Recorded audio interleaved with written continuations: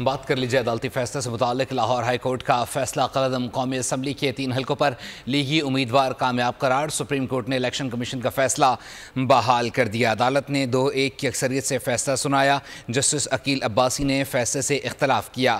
عدالت عظمیٰ نے NA 154 Lodhran, NA 81 Gujranwala اور NA 89 گجرانوالہ پر ووٹوں کی دوبارہ گنتی میں نون لیگی امیدواروں کی کامیابی برقرار رکھی۔ چیف جسٹس قاضی فائز عیسیٰ نے تحریری فیصلے میں لکھا کہ گنتی یا دوبارہ گنتی جوڈیشل نہیں بلکہ انتظامی عمل ہے۔ ترمیم کے ذریعے ریٹرننگ افسر کو ووٹوں کی دوبارہ گنتی کا اختیار دیا گیا۔ جب ہائی کورٹ میں کیس گیا اس وقت یہ ترمیم موجود تھی۔ جسٹس عقیل عباسی نے اپنے اختلافی نوٹ میں لکھا کہ انتخابی عمل مکمل ہونے کے بعد الیکشن کمیشن کا کردار ختم ہو جاتا ہے۔ الیکشن کمیشن کا انتخابی تنازعات پر دیا گیا حکم دائرہ اختیار سے تجاوز ہے۔ دوبارہ گنتی کی درخواست مسترد کرنے کا اختیار ختم کرنے سے انتخابی عمل متنازع ہوگا۔ سپریم کورٹ میں اپیل کے دوران انتخابی تنازع پر فیصلہ نہیں دیا جا سکتا۔